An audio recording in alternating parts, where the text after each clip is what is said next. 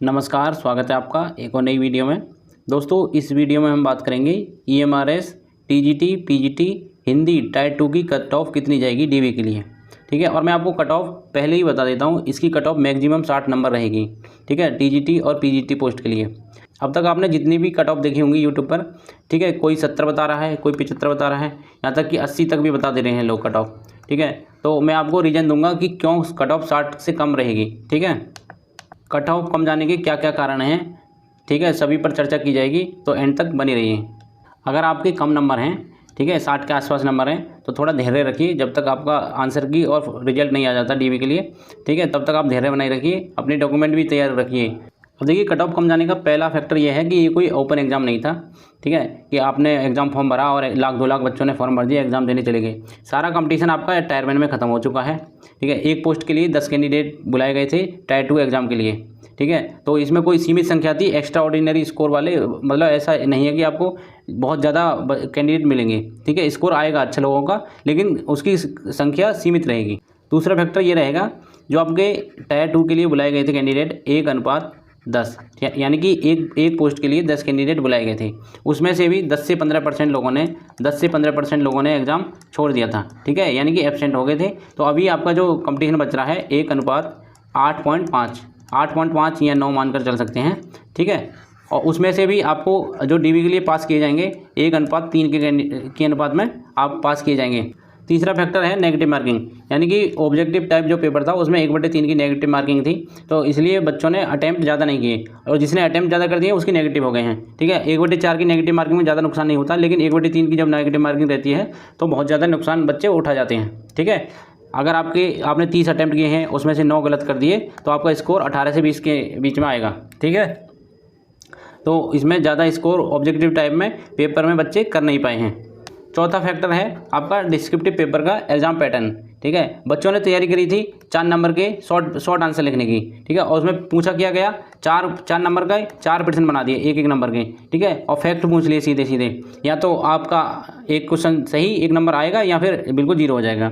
ठीक है, 4 नंबर का अगर प्रश्न होता तो उसमें थोड़ा बहुत कैंडिडेट लिख भी देता, तो 2 से 3 नंबर या 2.5 नंबर, 1 नंबर तो मिल ही जाता।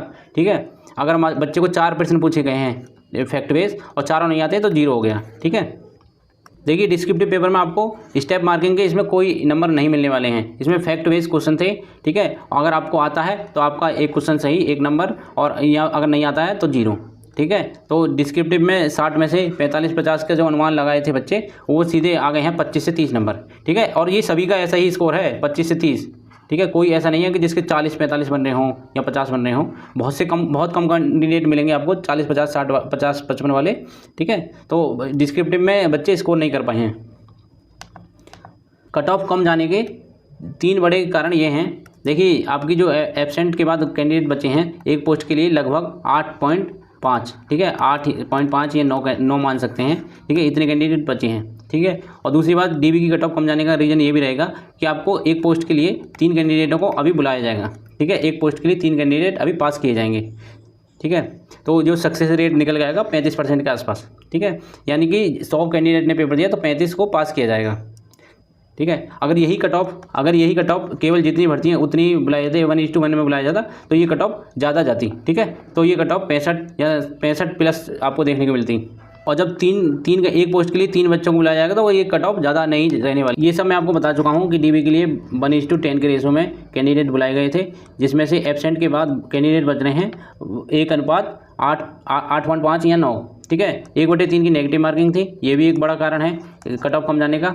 और जो इन्होंने क्वेश्चन पूछे हैं फैक्ट बेस, यानी कि 4 नंबर के प्रश्न के इन्होंने 4 प्रश्न बना दिए, यानी कि एक क्वेश्चन ना पूछ के इन्होंने 4 प्रश्न पूछ लिए 1 नंबर के। ठीक है, तो इसमें बच्चों को बहुत नुकसान हुआ, या तो बच्चा ठीक कर गया या फिर बिल्कुल 0 हो गया। ठीक है, ये एक कारण रहेगा कट ऑफ कम जाने का।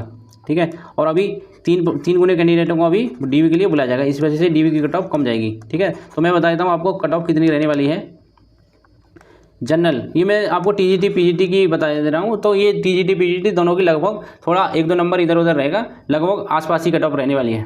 जनरल की जो कट ऑफ है 55 से 58 नंबर अगर आपके हैं, 55 से 58 नंबर अगर आपके हैं तो आप सेफ जोन में हैं जनरल कैंडिडेट। ओबीसी 52 से 55, ईडब्ल्यूएस 50 से 53, एससी 45 से 48 और एसटी कैंडिडेट 40 से 44 नंबर। ठीक है, ये कट ऑफ आप स्क्रीनशॉट लेकर रख सकते हैं, इसी के बीच में आपकी कट ऑफ रहने वाली है। और ये जो कट ऑफ है ये फाइनल कट ऑफ नहीं है, डीबी कट ऑफ है।